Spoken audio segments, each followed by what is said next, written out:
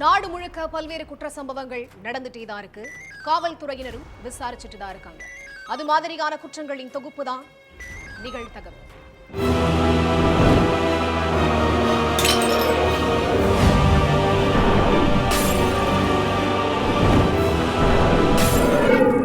நிகழ்தகவு. காலையில் சர்ச்சில் பாவ மன்னிப்பு, மாலையில் கொடூர கொலை. மாமனார் மாமியாரை வெட்டி வீசிய மருமகன், கணவனின் கண்ணில் சிக்காததால் உயிர் தப்பிய மனைவி. நடந்தது என்ன?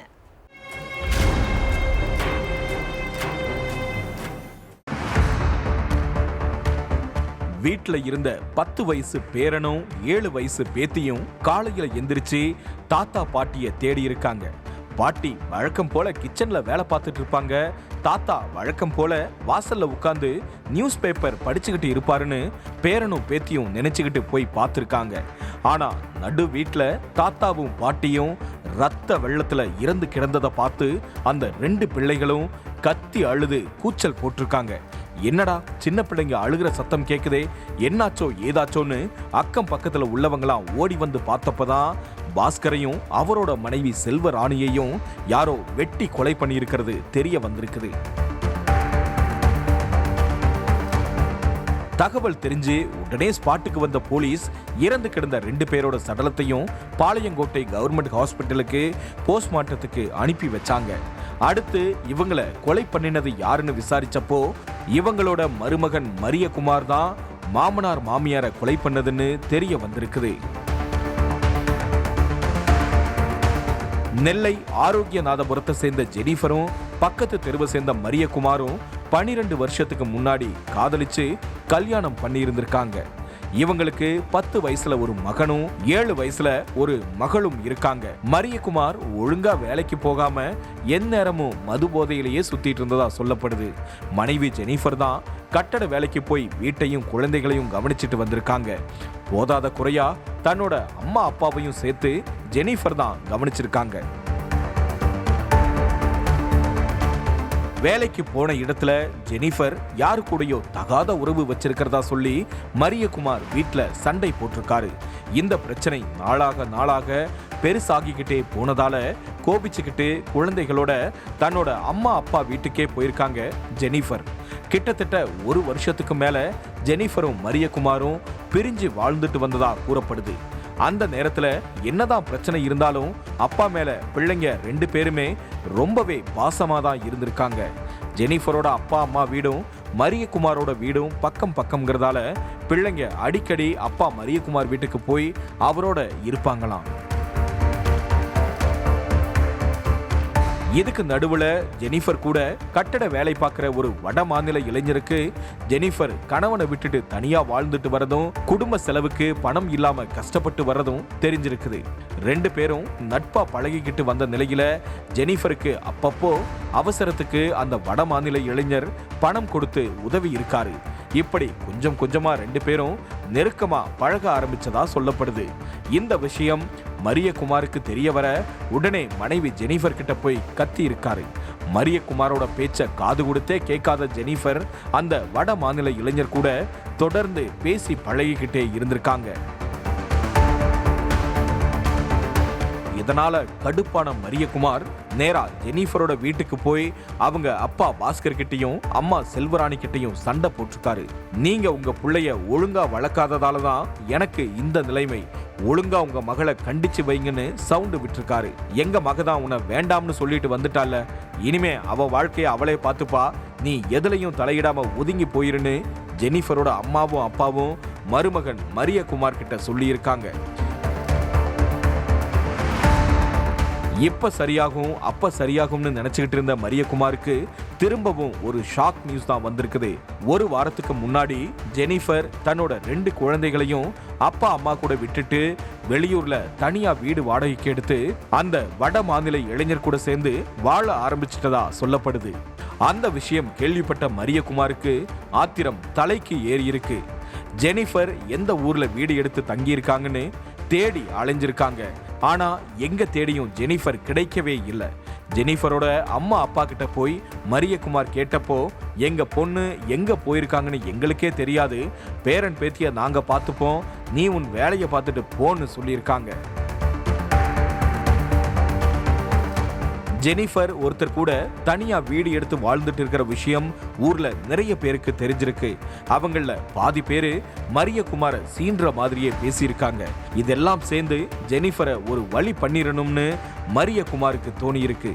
ஆனா அவங்க எங்க இருக்காங்கிற விவரம் தெரியாததால அந்த கோபம் ஃபுல்லா அப்படியே அவங்களுடைய அம்மா அப்பா மேல திரும்பி இருக்கு.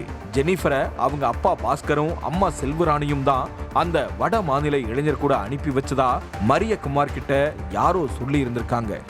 அந்த கோபம் தான் மரியகுமாருக்கு கொலை வெறியா மாறி இருக்கு. அதோட பிள்ளையவே ஒழுங்கா வளர்க்க முடியல, அவங்களா பேரம்பேத்திய ஒழுங்கா வளர்க்க போறாங்க, கண்டிப்பா அவங்க கிட்ட என்னோட பிள்ளைங்க வளரவே கூடாதுன்னு நினைச்சிருக்கான். சம்பவம் நடந்த ஜனவரி 19ஆம் தேதி காலையில பிள்ளைங்க 2 பேரையும் கூப்பிட்டுக்கிட்டு புளியம்பட்டியில இருக்கிற சர்ச்சுக்கு போயிருக்கான் மரியகுமார். சர்ச்சில் வழக்கத்துக்கு மாறா மரியகுமார் ரொம்ப நேரமா வழிபாடு நடத்தினதா சொல்லப்படுது. சர்ச்சில் இருந்து குழந்தைகளோட ஊருக்கு போனவன் நேரா பிள்ளைகள் 2 பேரையும் வழக்கம் போல தாத்தா பாட்டியான பாஸ்கர் செல்வராணி வீட்டுல விட்டுட்டு போயிருக்கான். சர்ச்சுக்கு போயிட்டு வந்த டயர்ட்ல பிள்ளைங்க 2 பேரும் ஆழ்ந்து தூங்கி இருக்காங்க. கொஞ்ச நேரத்திலேயே திரும்பவும் வீட்டுக்கு வந்த மரியகுமார் அங்க இருந்த பாஸ்கரையும் செல்வராணியையும் அரிவாளால சரமாரியா வெட்டி சாச்சிட்டு தப்பிச்சு போயிட்டான். உடம்புல பல இடங்கள்ல வெட்டுக்காயம் பட்டு சம்பவ இடத்திலேயே 2 பேரும் துடி துடிச்சு உயிரிழந்துட்டாங்க. அவன் பொண்டாட்டிய வெட்டதுக்கு எங்க யா அண்ணன் தம்பி வெட்டி பட்டு பிறகு அண்ணன் தம்பி பொண்டாட்டியவா ஒரு சொல்லு போது வெட்டி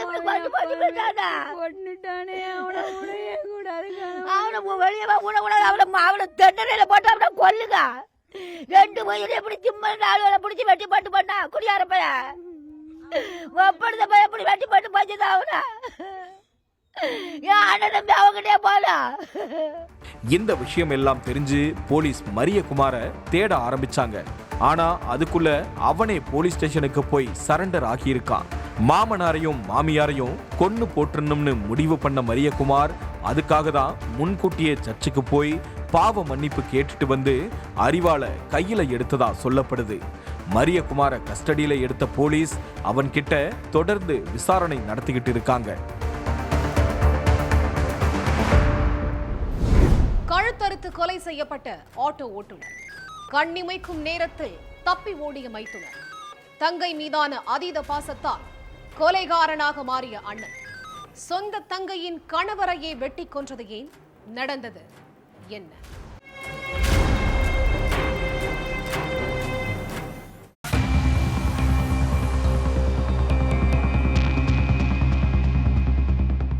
நைட்டு நேரம்ங்கிறதால தெருவே அமைதியா இருந்திருக்கு. அப்ப பார்த்து ஒரு வீட்டுல இருந்து ஐயோ காப்பாத்துங்க காப்பாத்துங்கன்னு ஒரு அலறல் சத்தம் கேட்டிருக்கு. உடனே அக்கம் பக்கத்துல உள்ளவங்க ஓடி போய் பார்த்தா வீட்டுக்குள்ள ஒருத்தர் ரத்த வெள்ளத்துல இறந்து கிடந்திருக்காரு. விஷயம் தெரிஞ்சு உடனே ஸ்பாட்டுக்கு வந்த போலீஸ் இறந்து கிடந்த அஜயோட சடலத்தை மீட்டு போஸ்ட்மார்ட்டத்துக்கு அனுப்பி வச்ச கையோட என்ன நடந்துச்சுன்னு தெரிஞ்சுக்க விசாரணையில இறங்குனாங்க. அப்பதான் அஜய கொலை பண்ணினது வேற யாரும் இல்ல, அவருடைய சொந்த மச்சான் தாங்கிறது தெரிய வந்திருக்கு. சென்னை ஆர்கே நகரை சேர்ந்த அஜய்க்கும் பிரியாவுக்கும் கல்யாணமாகி 3 வயசுலயும் 1 வயசுலயும் 2 பெண் குழந்தைங்க இருக்காங்க. ஆட்டோ ஓட்டிட்டு இருந்த அஜய் 2 பெண் பிள்ளைங்க பிறந்ததுக்கு அப்புறமும் ஒழுங்கா வேலைக்கு போகாம தினமும் குடிச்சிட்டு பொறுப்பே இல்லாம இருந்திருக்காரு. இதனால கணவன் மனைவிக்குள்ள அடிக்கடி பிரச்சனை வந்திருக்கு. ஒரு நாள் வீட்டுக்கு ஃபுல் போதையில வந்திருக்காரு அஜய். உங்களுக்கு எத்தனை முறை சொல்றது, நமக்கு 2 பெண் பிள்ளைங்க இருக்காங்கன்ற நினைப்பு உங்களுக்கு கொஞ்சமாச்சும் இருக்கான்னு கேட்டு கோபப்பட்டிருக்காங்க மனைவி பிரியா. ஏற்கனவே போதையில இருந்த அஜய் என்னடி எப்ப பார்த்தாலும் கத்திக்கிட்டே இருக்கன்னு சொல்லி பிரியாவை கண்ட மேனிக்கு அடிச்சிருக்காங்க.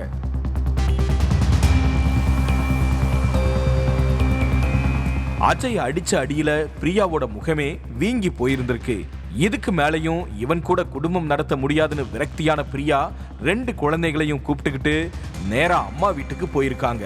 அப்ப வீட்டுல இருந்த பிரியாவோட அண்ணன் அன்பு, என்னம்மா ஆச்சு, ஏன் இப்படி முகமெல்லாம் ரத்தம் கட்டின மாதிரி வீங்கி போயிருக்குன்னு கேட்டிருக்காரு.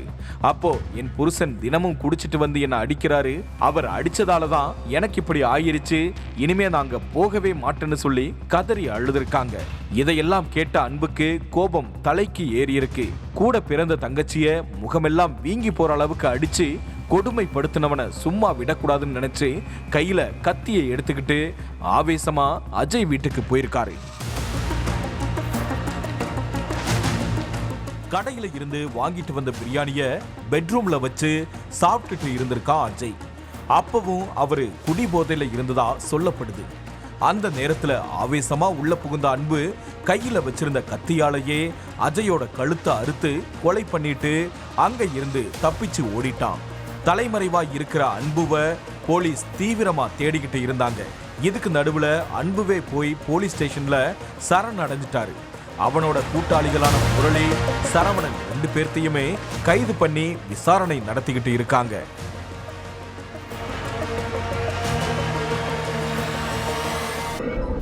தமிழ்நாட்டையே உலுக்கிய அண்ணா யூனிவர்சிட்டி மாணவியின் பாலியல் வழக்கு நீதிமன்றத்திற்கு நொண்டி நொண்டி வந்த கொடூரம். வாதாடுவதற்கு முன்வராமல் ஜகா வாங்கிய வழக்கறிஞர்கள். கூவி கூவி அழைத்தும் பலன் இல்லாததால் நொந்து நூடுல்ஸ் ஆன பிரியாணி கடை ஞானசேகரன். சைதாப்பேட்டை நீதிமன்றத்தில் நடந்தது என்ன?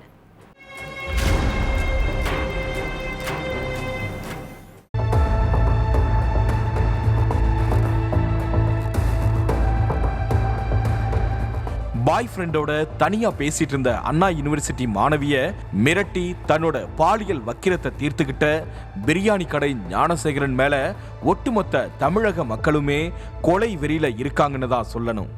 3 மனைவிகள், திருட்டு, வழிப்பறி, அடிதடின்னு 20க்கும் மேற்பட்ட கேஸ், கோவில் நிலத்தை ஆக்கிரமிச்சு 3 மாடி வீடு, தனியாசிக்கிற பொண்ணுங்க கிட்ட அத்து மீறினதுன்னு தினமும் அவனை பத்தி வரக்கூடிய புதுசான தகவல் ஞானசேகரன் மேல எல்லோருக்கும் அப்படி ஒரு வெறுப்பை உண்டாக்கி இருக்கு.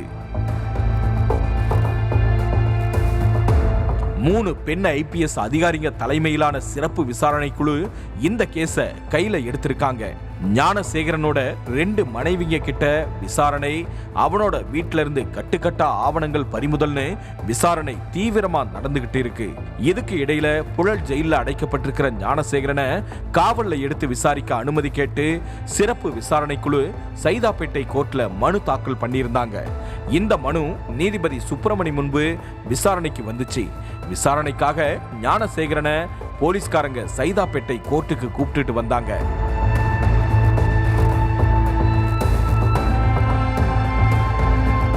ஆரம்பத்துல போலீஸ் கிட்ட இருந்து தப்பிச்சு போக முயற்சி பண்ணப்போ தடுக்கி கீழே விழுந்ததுல ஞானசேகரனுக்கு 2 கால்லையும் முறிவு ஏற்பட்டு ஸ்டான்லி ஹாஸ்பிட்டல்ல அனுமதிக்கப்பட்டிருந்தான். அங்க அவனுக்கு மாவுக்கட்டு போடப்பட்டிருந்துச்சு.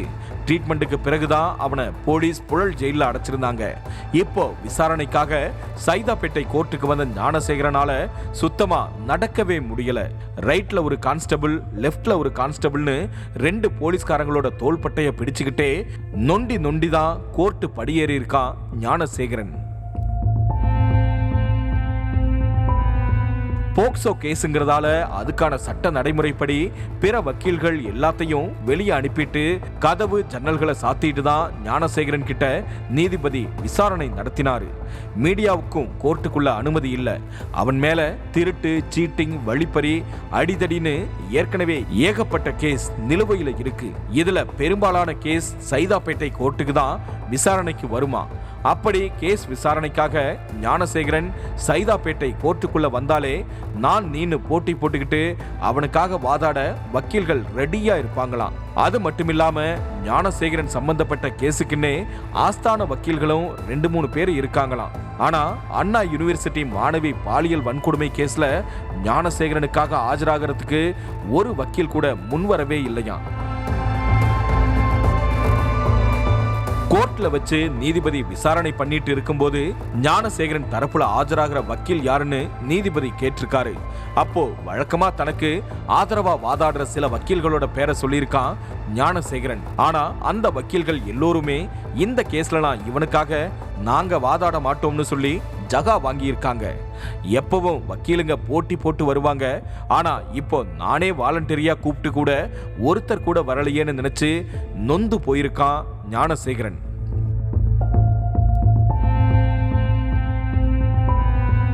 கிட்டத்தட்ட பகல் 12 மணிக்கெல்லாம் ஞானசேகரன் கோர்ட்டுக்குள்ள வந்திருப்பான். 3 முறை நீதிபதி ஞானசேகரனை கூப்பிட்டு விசாரணை பண்ணியிருக்காங்க. ஆனா அவன் தரப்புல இருந்து வாதாடுறதுக்கு வக்கீல்கள் இல்லாததால கேஸ் சம்பந்தப்பட்ட டாக்குமெண்ட்ஸ்ல சைன் போடுறதுக்கும் நடைமுறையை கரெக்டா பண்றதுக்கும் ஞானசேகரன் தரப்புல ரொம்ப சிரமப்பட்டிருக்காங்க. தனக்கு தெரிஞ்ச வக்கீல்களோட பேரை கூவி கூவி கூப்பிட்டு பார்த்திருக்கான். ஆனா ஞானசேகரனுக்காக வாதாட ஒரு வக்கீல் கூட தயாரா இல்ல. இதனாலேயே விசாரணை முடியறதுக்கு ரொம்ப லேட் ஆகி இருக்கு.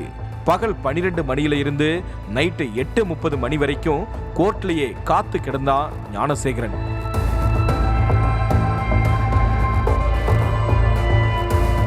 அண்ணா யூனிவர்சிட்டி மாணவி கேஸ்ல தமிழகமே கொந்தளிச்சுக்கிட்டு இருக்கிற நிலையில ஞானசேகரனுக்கு ஆதரவா நாம போய் வாதாடுனா நம்ம இமேஜும் போயிரும், எல்லோரும் நம்மள காரி துப்பிடுவாங்கன்னு பயந்துதான் ஒரு வக்கீல் கூட முன்வரலன்னு சொல்லப்படுது. நைட்டு 8 மணிக்கு மேலாகியும் எந்த வக்கீலுமே முன்வராததால நீதிபதியே ஒரு முடிவுக்கு வந்திருக்காரு.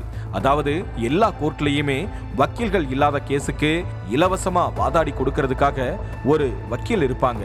அப்படி சைதாப்பேட்டை கோர்ட்ல உள்ள ஒரு வக்கீல் ஞானசேகரன் கேஸ்ல ஆஜராகி அவனுக்காக வாதாடணும்னு நீதிபதி உத்தரவிட்டிருக்காரு. அதுக்கப்புறம் ஞானசேகரன் தரப்புல ஆஜரான அந்த வக்கீல் நீதிமன்ற நடைமுறைகள் எல்லாத்தையும் கவனிச்சிருக்காரு. விசாரணையோட முடிவுல சிறப்பு விசாரணை குழு கேட்ட மாதிரியே ஞானசேகரனை 7 நாள் காவல்ல எடுத்து விசாரிக்க நீதிபதி அனுமதி கொடுத்துட்டாரு. அதுக்கப்புறம் சிறப்பு விசாரணை குழு போலீஸ் ஞானசேகரனை காவல்ல எடுத்து கோர்ட்ல இருந்து கூப்பிட்டுக்கிட்டு போயிட்டாங்க.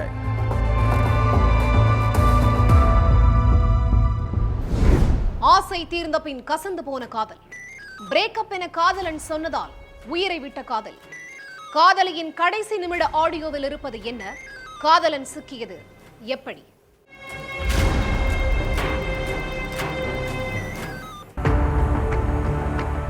வீட்ல உட்கார்ந்து செல்போன் பேசிக்கிட்டு இருந்த பொண்ணு திடீர்னு வேகமா ரூமுக்குள்ள போய் கதவை பூட்டி இருக்காங்க. என்ன இப்படி வேகமா போறான்னு வீட்டுல இருந்த அம்மா பதறி இருக்காங்க. அதுக்கப்புறம் அந்த ரூமோட கதவை அம்மா தட்டி இருக்காங்க. ஏன் இப்படி வேகமா போய் கதவை பூட்டுற, என்ன ஆச்சுன்னு கேட்டிருக்காங்க. அதுக்கு ஒண்ணுமில்லம்மா, தலைவலியா இருக்கு, கொஞ்ச நேரம் தூங்கி எந்திரிச்சு வரேன்னு சொல்லியிருக்காங்க அமுதா. சரி, கொஞ்ச நேரம் தூங்கி எந்திரி, தலைவலி சரியாகிரும்னு சொல்லிட்டு அம்மா பரமேஸ்வரி அவங்க வேலையை பார்த்துட்டு இருந்திருக்காங்க. மகள் தூங்க போய் ரொம்ப நேரம் ஆச்சே, இன்னும் எந்திரிக்கலையேன்னு சந்தேகப்பட்ட பரமேஸ்வரி திரும்பவும் அந்த ரூம் கதவை தட்டி இருக்காங்க. ஆனா உள்ள இருந்து எந்த சத்தமுமே இல்லை.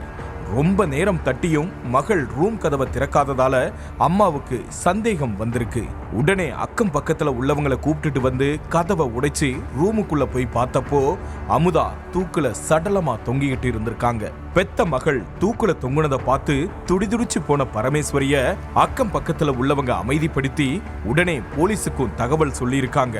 அதுக்கப்புறம் அங்க வந்து என்ன ஏதுன்னு போலீஸ் விசாரிச்சதுக்கு அப்புறம் தான் அமுதாவோட விபரீத முடிவுக்கு பின்னாடி அவங்களுடைய காதலன் அன்பு இருக்கிறது தெரிய வந்திருக்குது. கடலூர் நெல்லிக்குடி பக்கத்துல உள்ள மளிகை கடையில வேலை பார்த்துட்டு வந்திருக்காங்க 23 வயசான அமுதா. சின்ன வயசுலயே அப்பா இறந்ததால குடும்ப வறுமையில வாடியிருக்காங்க. அதனால படிப்பை பாதியிலேயே விட்டுட்டு பக்கத்துல உள்ள மளிகை கடையில வேலை பார்த்துட்டு தன்னோட அம்மா பரமேஸ்வரிய அமுதா தான் கவனிச்சிட்டு வந்திருக்காங்க. இவங்களுக்கு ஒரே ஒரு அக்கா உண்டு. அவங்களுக்கும் கல்யாணமாகி கணவன் வீட்டுக்கு போய் வாழ்ந்துட்டு இருக்காங்க. இதுக்கு நடுவுல மளிகை கடைக்கு அடிக்கடி வந்து போறப்போ அமுதாவுக்கும் அன்புவுக்கும் பழக்கம் ஏற்பட்டிருக்கு. இந்த பழக்கம் கொஞ்ச நாள்லயே காதலா மாறி கிட்டத்தட்ட 2 வருஷத்துக்கு மேல காதலிச்சிட்டு வந்திருக்காங்க. அடிக்கடி மீட்டிங் அவுட்டிங்னு 2 பேரும் தங்களுடைய காதலை வளர்த்துட்டு வந்திருக்காங்க. ஒரு சில சமயங்கள்ல வெளியூருக்கு போயிருக்கும் போது 2 பேரும் எல்லை மீறி பழகினதாகவும் சொல்லப்படுது. ஆனா ஒரு கட்டத்துக்கு மேல அன்போட அன்பு குறைஞ்சுக்கிட்டே வந்திருக்கு. தினமும் அமுதா கிட்ட மணிக்கணக்கில் பேசிக்கிட்டு இருந்த அன்பு கொஞ்சம் கொஞ்சமா குறைச்சு நிமிட கணக்கில் பேசியிருக்காரு. அப்புறம் அதுவும் குறைஞ்சு என்னங்கிற ரேஞ்சுக்கு மாறி இருக்கு. ஏன் இப்படி மாறிட்ட, என்ன ஆச்சுன்னு அமுதா கேட்டப்போ எனக்கு உன்னை பிடிக்கல, நாம லவ்வை பிரேக்கப் பண்ணிக்கலாம்னு சொல்லியிருக்கான்னு அன்பு. இதை கேட்ட அமுதாவுக்கு கண்ணுல இருந்து கண்ணீர் சார சாரையா கொட்டியிருக்கு. என்னால லவ்வை விட முடியாது, நீ இல்லாம இருக்க முடியாதுன்னு எவ்வளவோ போராடி இருக்காங்க. ஆனா அமுதாவை கழட்டி விடணுங்கிற முடிவை அன்பு மாத்திக்கவே இல்லை. காதலை முறிச்சே ஆகணும்னு தீர்மானம் பண்ண அன்பு அமுதா கூட பண்ண சாட், 2 பேரும் சேர்ந்து எடுத்துக்கிட்ட போட்டோஸ் எல்லாத்தையுமே டெலீட் பண்ணிருக்கான். எதுக்கு போட்டோஸ் எல்லாத்தையும் டெலீட் பண்ண, அதை எல்லாத்தையும் திரும்ப உடனே அனுப்புன்னு அமுதா அன்பு கிட்ட போன்ல கேட்ட ஆடியோ ஒண்ணு போலீஸ் கையில சிக்கி இருக்கு. அன்னைக்கு ரயில்வே கேட்ல எடுத்தால வீடியோ அங்கதான் இருக்கேன். அது எல்லாத்தையும் எனக்கு அனுப்பிவிடு. அது ரொம்ப முக்கியம். அனுப்பு. என் போன்ல எதுக்கு நீ எல்லாத்தையும் ஆல் கிளியர் கொடுத்த? என்ன ஆல் கிளியர் கொடுத்தாங்க? உன்னுடைய இதுல நீ நான் சாட் பண்ணது எல்லாத்தையும். ஓ, அதுல வந்துதா? நீ எனக்கு எல்லாத்தையும் அனுப்பு. அது மட்டுமில்ல, ஜனவரி 23ஆம் தேதி வரைக்கும் தான் உனக்கு டைம், அதுக்கப்புறமும் இப்படியே பண்ணா வேற மாதிரி ஆகிரும்னு அமுதா கிட்ட அன்பு கோபமா பேசின ஆடியோவும் வெளியாகி இருக்கு. 23, 24ஆம் தேதி வரையும் உனக்கு டைம். எதுக்குன்னு சொல்லு. எதுக்கு ஏன்னா கேட்காத, உனக்கு டைம். சரி, மரியாதை ஒழுங்கா இப்படி பேசுற அப்படி பேசுற எதுவுமே இங்க வரக்கூடாது. ஏதோ ஒண்ணு மாறினுச்சுன்னு வச்சுக்கேன், எல்லாம் மாறிடும். எல்லாத்துக்கும் மேல அன்பு கிட்ட போன்ல பேசிக்கிட்டு இருக்கும்போது, பிரேக்கப் எல்லாம் வேண்டாம், நாம சீக்கிரம் கல்யாணம் பண்ணிப்போம், நான் இப்பவே உங்க வீட்டுக்கு வரேன்னு அமுதா சொல்லியிருக்காங்க. நீ எதுக்கு இங்க வர, பேசாம உங்க வீட்லயே தூக்கு போட்டு சாவுன்னு வாய்க்கு வந்தபடி பேசி திட்டி இருக்கான் அன்பு. ஆசை ஆசையா காதலிச்சு இவன் தான் நம்ம வாழ்க்கைன்னு நினைச்சிட்டு இருந்த அமுதாவுக்கு அன்பு சொன்ன அந்த வார்த்தை ரொம்பவே காயப்படுத்தி இருக்கு. இவன் தான் நம்ம உலகம்னு நினைச்சிட்டு இருந்தவனே நம்மள சாக சொல்லிட்டான், இதுக்கப்புறம் எதுக்கு வாழணும்னு முடிவு பண்ண அமுதா விறுவிறுன்னு ரூமுக்குள்ள போய் தூக்கு மாட்டிக்கிட்டு உயிரையே விட்டுருக்காங்க.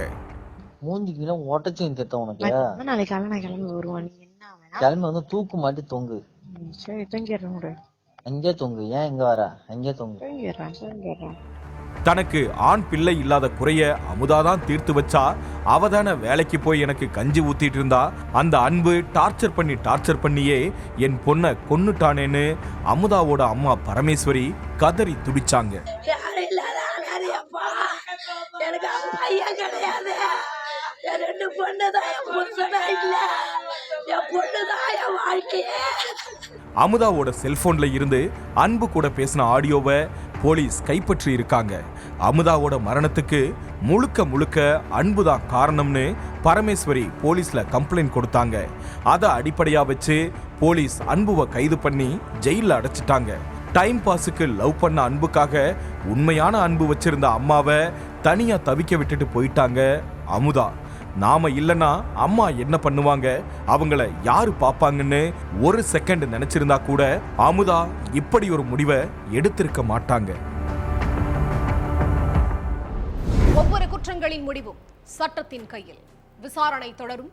பார்க்கலாம் அடுத்த நிகழ்தகவில்.